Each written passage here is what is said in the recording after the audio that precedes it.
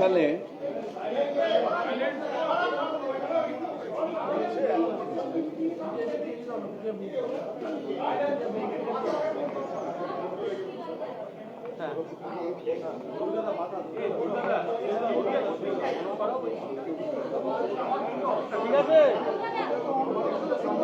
এই বলা বলি শেষ হলে আমায় বলো, আমি বলবো।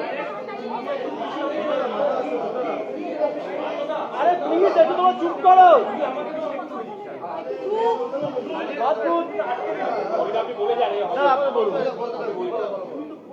আমি ধন্যবাদ জানাই আমাদের নেত্রী মমতা বন্দ্যোপাধ্যায়কে। 2018 সালে হঠাৎ করে যখন তখনকার মেয়র রেজিগনেশন দিলেন, সেই সময় সব কাউন্সিলরদের সম্মতি নিয়ে আমাকে এই চেয়ারে বসানোর জন্য আমার মনে হয়েছিল যে এই চেয়ারে বসার যোগ্যতা আমার নেই। তার কারণ যারা প্রাতঃস্মরণীয়, যাদের ছবিতে নমস্কার করে আমরা বড় হয়েছি, দেশবন্ধু চিত্তরঞ্জন দাস, সুভাষচন্দ্র বোস, ডাক্তার বিধানচন্দ্র রায়, যাদের প্রণাম করে আমরা বড় হয়েছি, তাদের নখের যোগ্য হতে পারলে জীবনটা ধন্য হয়ে যাবে। সেইখানে দাঁড়িয়ে সেই দায়িত্ব পালন করলাম 18 সাল থেকে নিয়ে 21 সাল অবধি। 21 সালের নির্বাচনে আবার মানুষ আমাদের সমর্থন করলেন এবং সেই থেকে নিয়ে আজ পর্যন্ত রয়েছে। আমাদের নিশ্চিতভাবে এই কালে সবথেকে বড় চ্যালেঞ্জ এসেছিল কোভিড। সেই কোভিড কালে কলকাতা কর্পোরেশনের যে মানুষের প্রতি কমিটমেন্ট এবং তাতে কোয়ারেন্টাইন সেন্টার তৈরি করা, মানুষকে দৈনন্দিন জিনিস দেওয়া, কলকাতাকে পরিষ্কার রাখা, ওই সময় যখন মানুষ বেরোতে চাইছিল না, কার কি রোগ, নিঃশ্বাসে রোগ ছড়াচ্ছিল, সেই সময় দাঁড়িয়ে আমাদের কর্মচারীরা সেই সব জঞ্জাল পরিষ্কার করা, কলকাতা যাতে আবার ছড়িয়ে না পড়ে সেটা দেখা। তারপরেও আরেকটা সমস্যা এলো, সেটা হলো যে কলকাতায় ভ্যাকসিন এলো কিন্তু ভ্যাকসিনের ট্রায়ালটা হচ্ছিল না। সেই ট্রায়ালটা আমাকে যখন অ্যাপ্রোচ করলো, আমি বললাম আমি মহানাগরিক হিসেবে এটা আমার দায়িত্ব, কলকাতার মানুষকে যদি করোনা মুক্ত রাখা যায়, তার জন্য যদি আমার প্রাণ যায় যাক, আমি নিজের দেহে সেই ট্রায়ালটা নিয়েছিলাম।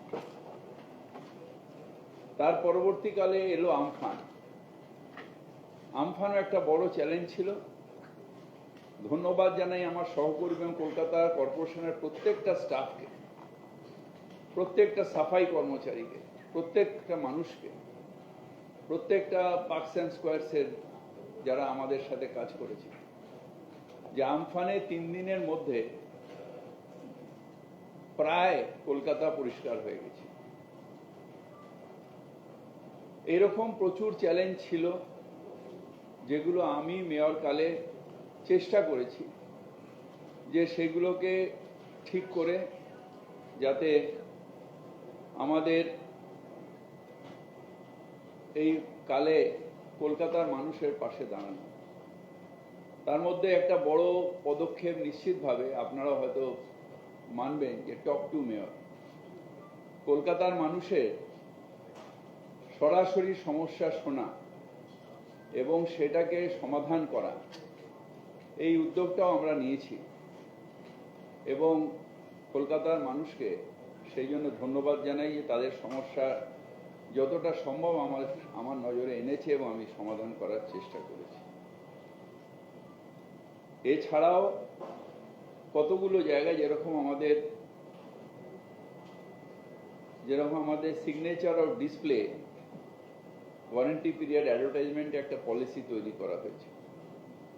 ঠিকা টেনেন্সির একটা যেহেতু ইলিগাল বিল্ডিং বেশি হতো কোথায়, বস্তি এলাকায় যেখানে ঠিকা পারমিশন পাওয়া যেত না, ঠিকা অফিসটাকেই আমরা কলকাতা কর্পোরেশনে নিয়ে এসেছি। অনেকটা টাইম লেগেছিল, নিয়ে এসে সেখানে ঠিকা অফিস থেকে এনওসি নিয়ে বিল্ডিং প্ল্যান যাতে গরিব মানুষ ইলিগাল বাড়ি না করতে পারে সেই কাজটাও আমরা করেছি। ঠিকার অ্যাসেসমেন্ট কালেকশনটাও আমরা করেছি।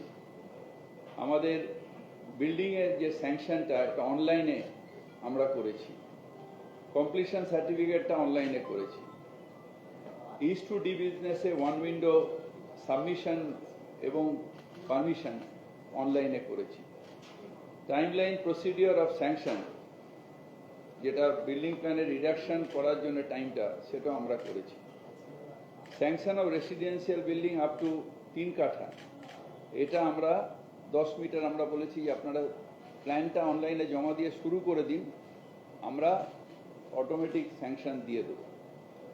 এছাড়া আমরা কিছু জায়গায় ক্রেজ বেবি কেয়ার করেছি, introduction of file tracking system কলকাতায় এনেছি।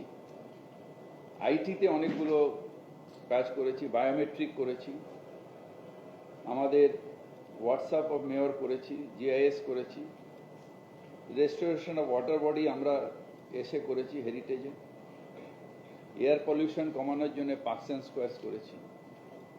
পার্কস অ্যান্ড স্কোয়ারসে প্রচুর গাছ লাগানো হয়েছে আমফানের পরে। যে কাজগুলো আমি করে গেছি আর যে গাছগুলো করে যেতে পারলাম না সেটাও আপনাদের বলি। আমরা ওয়াটার সাপ্লাইয়ের ক্ষেত্রে এসইউজিআর কাম বুস্টিং পাম্পিং স্টেশন আমার কালে 36টা করেছি, যার 215 কোটি টাকা ব্যয় হয়েছে। আমরা তক্তাঘাট জেটি ওয়াটগঞ্জে 15 এমজিডি করেছি। আমরা 35 এমজিডি গার্ডেন রিচে আমাদের জল বাড়িয়েছি, যেটা স্টেট গভর্নমেন্ট ফান্ড দিয়েছে। Laying and distribution of main line প্রচুর কলকাতায় আমরা করেছি। যে কাজটা এখনো শেষ করতে পারলাম না সেটা হচ্ছে যে আরো প্রায় 38টা এসইউজিআর, যেটা কলকাতা কর্পোরেশনের অনগোয়িং চলছে, সেই কাজটা আগামী দিনে যারা দায়িত্ব নেবেন নিশ্চিতভাবে শেষ করবেন। Construction of 10 MGD water treatment plant, যেটা ঢালাই ব্রিজের কাছে ইএম বাইপাসে আছে, গড়িয়া স্টেশনের কাছে, সেটার কাজ প্রায় শেষ হয়ে এসছে। তার পাইপলাইনের কাজও প্রায় শেষ হয়ে এসছে, যেটা অমৃত প্রজেক্টে আছে। কনস্ট্রাকশন অফ 20 এমজিডি আরও অ্যাডিশনাল আমরা ধাপায় করছি, যেটার কাজটাও প্রায় শেষ হয়ে এসছে। এবং ড্রেনেজ পাম্পিং স্টেশন কলকাতায় বিভিন্ন জায়গায় বিরাট করে জল জমতো, বিশেষ করে খিদিরপুর অঞ্চল, গল্ফগ্রিন অঞ্চল, কবিতীর্থ অঞ্চল। এই জায়গায় আমরা নবাব আলী পার্ক, কবিতীর্থ পার্ক, গল্ফগ্রিনে আমরা পাম্পিং স্টেশন তৈরি করে এখানে এখন আর জল জমে না। যে কাজটা করতে পারলাম না, মানে শেষ করতে পারলাম না, কাজটা হচ্ছে, সেটা হচ্ছে আমার একটা ইচ্ছা ছিল জীবনে নেতাজিকে শ্রদ্ধা জানানো। কিভাবে? যখন নেতাজি মেয়র ছিলেন, এটা আমি শুনেছিলাম, আমার এক সাংবাদিক বন্ধু টিভিতে বলছিলেন, তখন খুব জল জমেছিল ঠনঠনিয়াতে। নেতাজি গামবুট পরে হাঁটতে হাঁটতে এখান দিয়ে ঠনঠনিয়া গেছিলেন, সব অফিসাররা গেছিলেন, কোমর অব্দি জল ছিল, সেই জল আজও জমে। সেখানে আমি ঋষিকেশ পার্কে একটা ড্রেনেজ পাম্পিং স্টেশন প্রায় কমপ্লিট, মানে অনেকটা এগিয়ে গেছে, কিন্তু ওটা উদ্বোধন করে আমি ভিত্তিপ্রস্তর করে এসেছিলাম, কিন্তু উদ্বোধন করতে পারিনি। সেটা নিশ্চিতভাবে আগামী দিনে শেষ হবে, এবং নেতাজি যে স্বপ্নটা দেখেছিলেন ঠনঠনিয়াতে আর জল জমবে না, আমি হয় এখানে থাকবো না, কিন্তু আমার হৃদয়ের শ্রদ্ধা নেতাজির প্রতি থাকবে এবং সেটাই হবে। মিল কলোনিতেও একটা হচ্ছে ময়লা ডিপো, আমাদের গার্ডেন নিচে আর একটা হচ্ছে ওরকম ড্রেনেজ পাম্পিং স্টেশন, পামার বাজারে হচ্ছে, নর্দার্ন পার্কে হচ্ছে, গুলশান কলোনিতে হচ্ছে। ইমপ্রুভমেন্ট অফ ড্রেনেজের জন্য কলকাতা চারিদিকে কাজ হচ্ছে। এরকম প্রচুর মেশিনও আনা হয়েছে। ব্রিক সয়ারেজের কাজ, ডিসিল্টিং এর কাজ হয়েছে, কমপ্লিট হয়েছে, কোনোটা প্রসেসে আছে। ব্রিক সয়ারেজের কাজ হচ্ছে, এগুলো প্রচুর কাজ এরকমভাবে কলকাতায় হয়েছে। এটা আমি আর এতটা পড়ছি না, আমি এটার কপি আপনাদের সবাইকে দিয়ে দিচ্ছি, তার কারণ এটা অনেকটা রয়েছে, নিজের কথা এতটা বলা লজ্জাও লাগে, আমি দিয়ে দিচ্ছি। এইবার বলি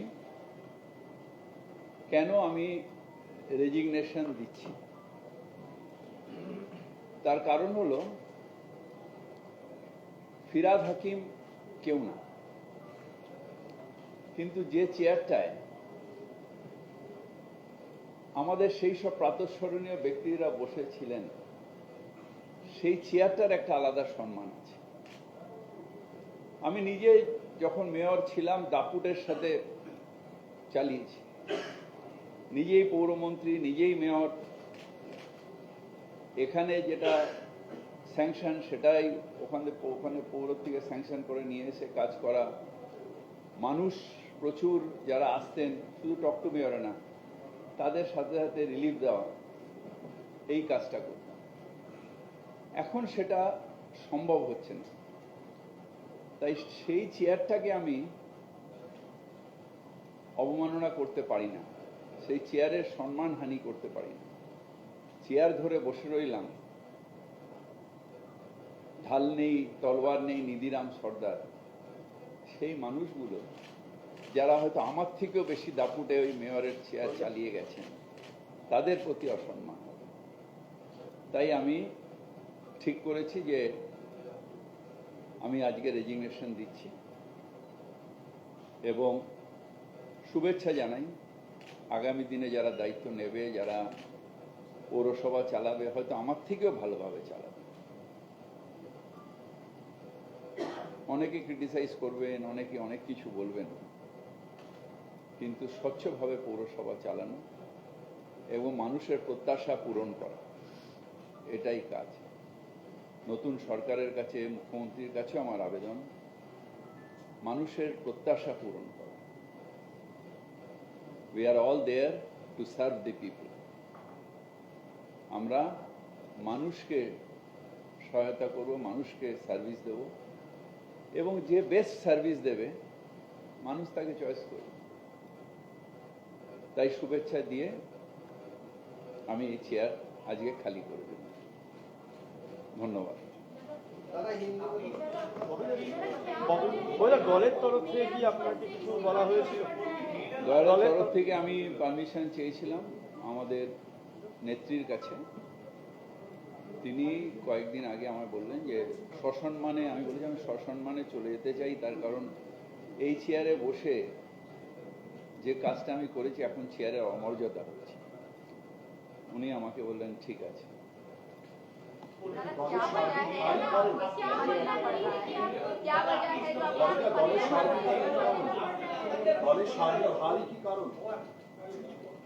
আমি আমার কথা বলছি, আপনি আপনার মতন নিজের ডেফিনেশন করে দেবেন সার্বিক হার কি কি ওসব আমি জানি না। আমি যে কাজটা এই চেয়ারে বসে করছিলাম, যে কাজটা ইতিহাসে শুনেছিলাম, আমার যারা প্রাতঃস্মরণীয় ব্যক্তি যাদের আজকেও বেরোনোর আগে আমি মাথা থেকে নমস্কার করে বেরোব, তারা যেভাবে কাজটা করেছিলেন হয়তো সেই মর্যাদা সেই চেয়ারে আমি এখন রাখতে পারছিলাম না।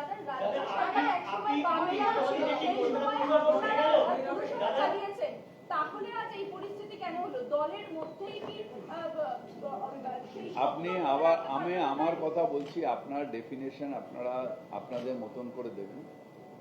আপনাদের ডেফিনেশন আমি আমার মুখে বসাবো না। আমার যে কথা, যে আমার যারা প্রাতঃস্মরণীয়, যে চেয়ারে বসতে পারবো আমি জীবনে কোনোদিন ভাবিনি, সেই ছবিগুলো যখন আমি একা একা থাকতাম, রাত্রিবেলা যখন তাকাতাম, তখন আমার গায়ে কাঁটা দিত। এবং আমি অভ্যস্ত হয়ে গেছিলাম, যেহেতু পৌরমন্ত্রীও ছিলাম, অভ্যস্ত হয়ে গেছিলাম যে সেই দাপটের সাথেই চালানো। সেই চেয়ারটার আজই আমার মনে হচ্ছে যে মর্যাদা আমি রাখতে পারছি না। আমার কেউ প্রেশার নেই, কিছু নেই, রাখতে পারছি না।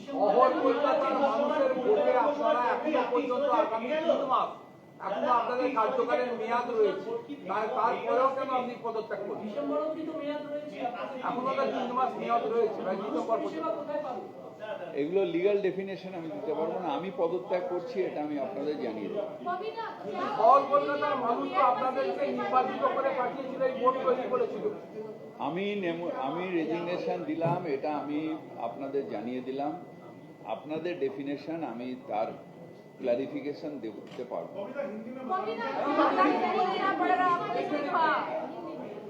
हिंदी में हम जो काम किया, बांग्ला में जो बताया उतना काम हम किया है। आज वो दापोटर हिंदी की है,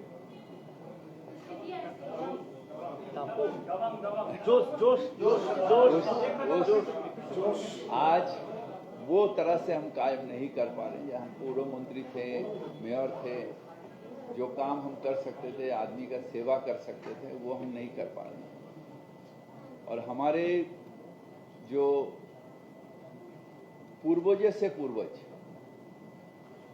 जो चेयर में हमारा बैठने का कभी ख्वाब में भी हम नहीं सोचा था, वो चेयर में हम बैठेंगे, जिसका नाखून के यज्ञ हम नहीं, नाखून के जगह नहीं है।